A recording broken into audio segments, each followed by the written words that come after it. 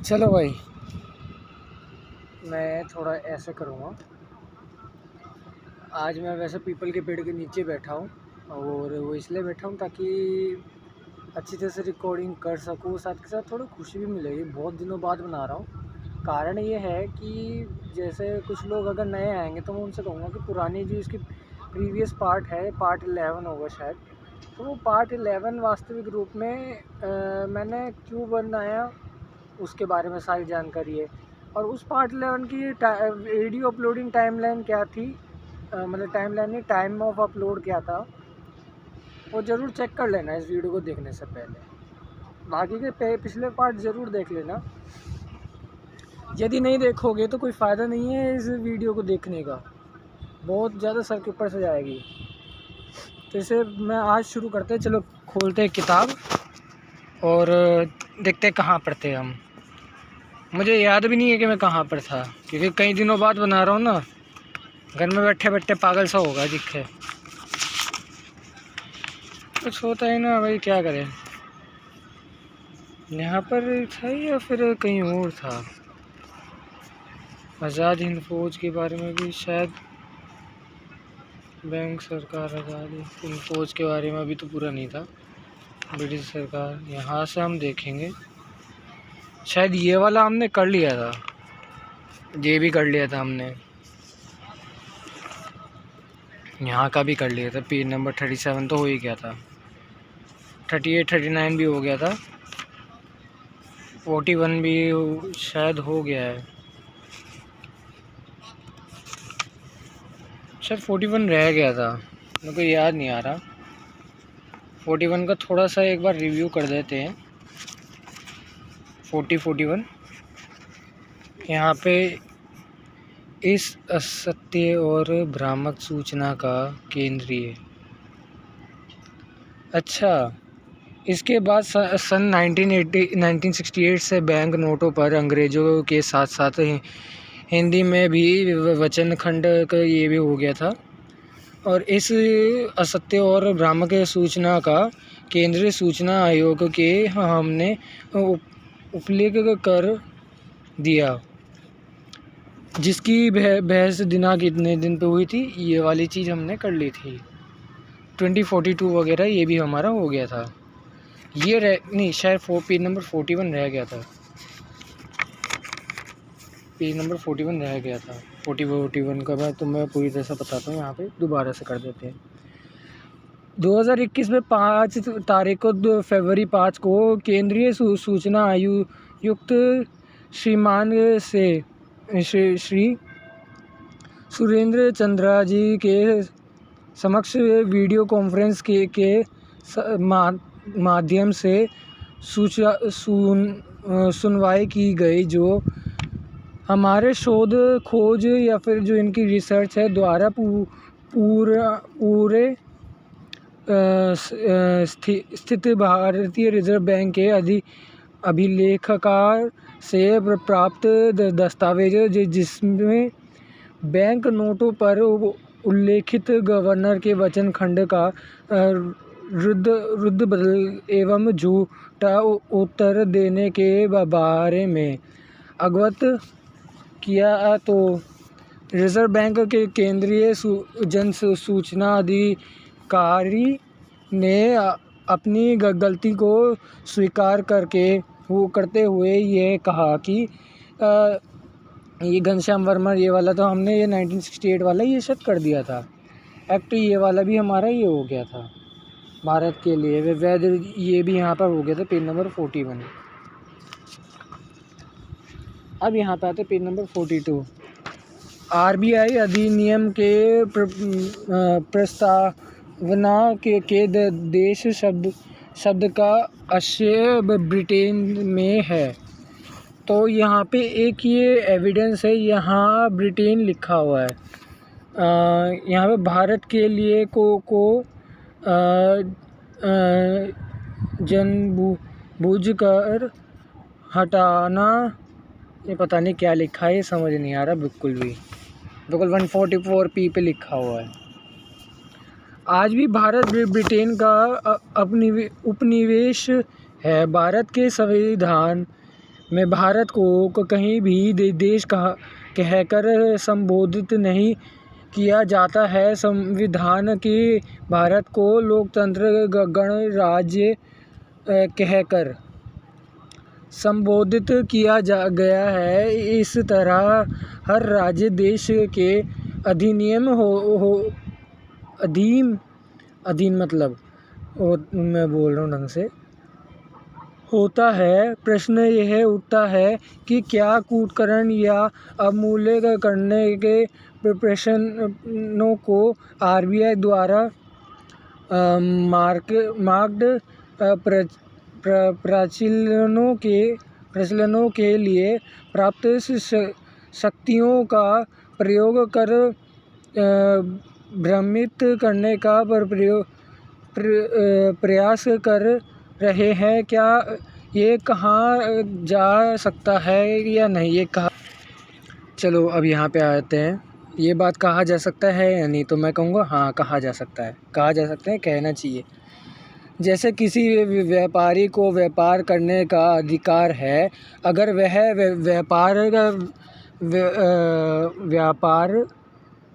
व्यापारी व्यापार करने के दौरान अपने पास रखे बाटे में 100 ग्राम के बाटे से एक शून्य बढ़ाकर 1000 ग्राम कर दे तो 1 किलोग्राम हो कर दे और उसी 1 किलोग्राम बाटे से लेन देन करे और इस धोखाधड़ी शोषण में वह व्यापारी पकड़ लिया जाए और वह ये बात कहे कि मार्ट परिचालनों के लिए यह शक्तियाँ हमें प्राप्त है, तो क्या इस छल कपट या धोखाधड़ी, लूटपाट तथा शोषण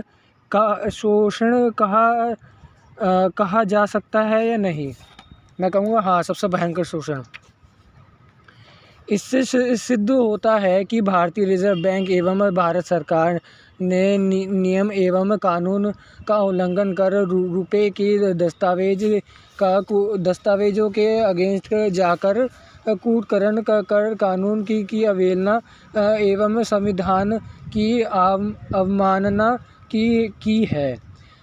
जो देश की जनता के साथ छल कपट या धोखा या लूटपाट, शोषण तथा देश के साथ गद्दारी या फिर विश्वासघात की है यहाँ ये नहीं ये चीज़ तो बताएंगे आप लोग ही। राष्ट्रपति महात्मा गांधी, राष्ट्रपति अच्छा का सम्मान या अपमान। पहले के ज़माने में राष्ट्रपति हुए होंगे, राष्ट्रपिता।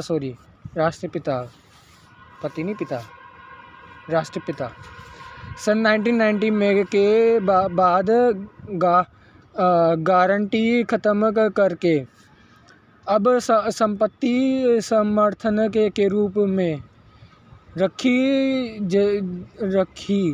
जाने लगी। दूसरी चौंकाने वाली घटना आरटीआई दिनांक 2015 7 15 तारीख को के प्रश्न संख्या में महात्मा गांधी की फ़ोटो रुपये पर किस दिनांक व सन से लग रही है और गांधी जी की फ़ोटो लगाने का उद्देश्य किसके द्वारा और किस दिनांक व सन में के दिन दिया गया, इसकी प्रामाणिक प्रतिलिपियाँ उपलब्ध करवाया। मतलब कानूनी रूप से दस्तावेज हमें उपलब्ध करवाया। तो रिज़र्व बैंक ऑफ इंडिया ने कहा कि इसका जवाब देते हुए बताया कि दिनांक 1996 में, मतलब 1996 छठे महीने में चौथे दिन को 100 रुपये के नोट पर गांधी जी का फ़ोटो लगाया गया और उसके बाद क्रमशः या फिर कंटिन्यूसली दिनांक 1996 6-13 तारीख को 10 के नोट पर एवं दिनांक 1997 3-14 को 50 रुपये के नोट पर भी इन्होंने गांधी जी का फ़ोटो लगा दिया, और 1997 पे भी 500 रुपये के नोट पर, और सन 2000 में 1000 रुपये के नोट के ऊपर। यहाँ पे सारी जानकारी है, ऐसी उठा के नहीं दी है। पर नोटों पर दिना और 2001 में 20 रुपये के नोट पर तथा एवं 2001 में ही 5 रुपये वर्ग के मूल्य के नोटों पर महात्मा गांधी जी के फ़ोटो को लगाया गया, जबकि 1 रुपये के नोट पे नहीं होता महात्मा गांधी जी का फ़ोटो। शायद मेरे को देखना पड़ेगा वो फ़ोटो होता है या नहीं, मेरे को अभी याद नहीं आ रहा, पर मैंने जहाँ तक देखा है कि नहीं होता 1 रुपये के नोट पर। देखना पड़ेगा, कहीं ना कहीं तो होगा वो। यहाँ पे साफ साफ षड्यंत्र खेला गया भाई।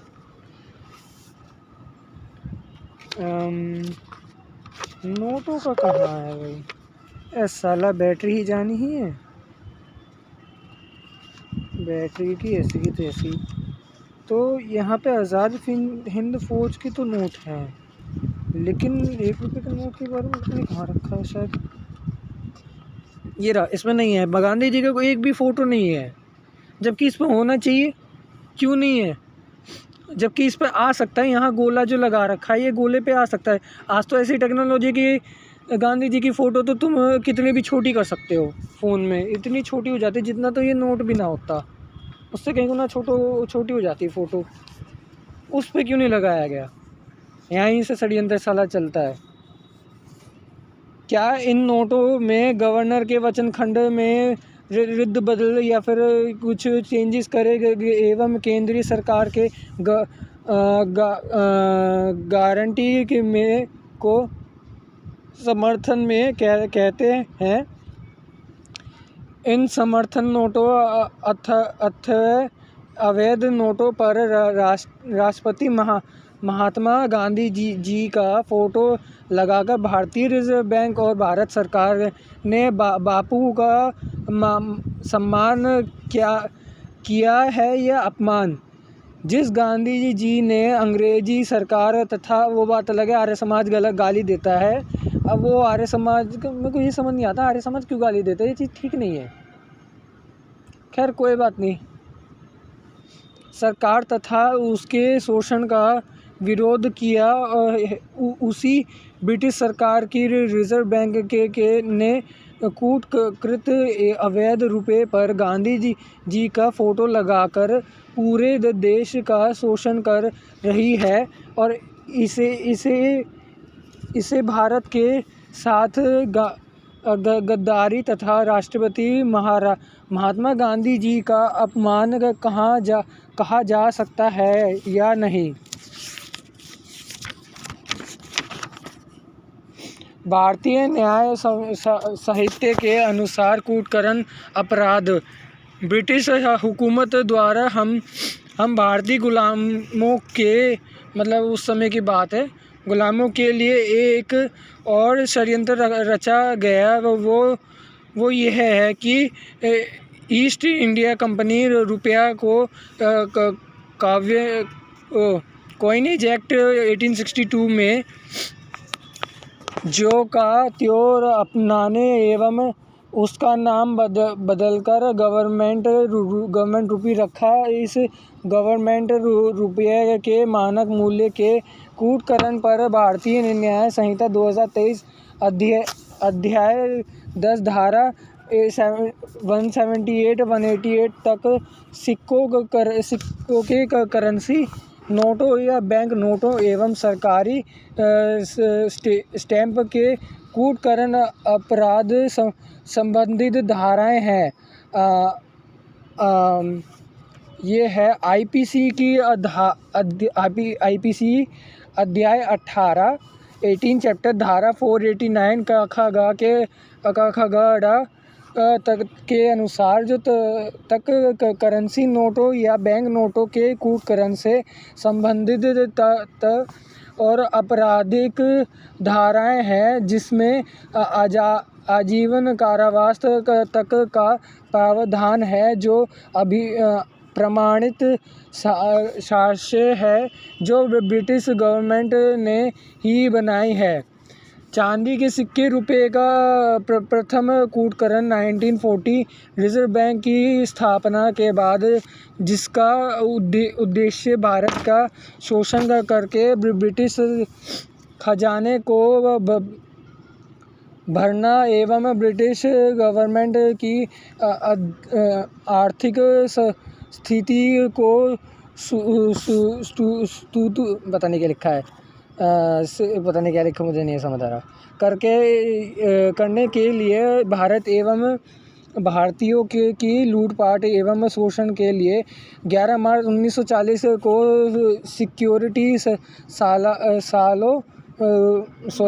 सेकंडों सालों से चल रहा है।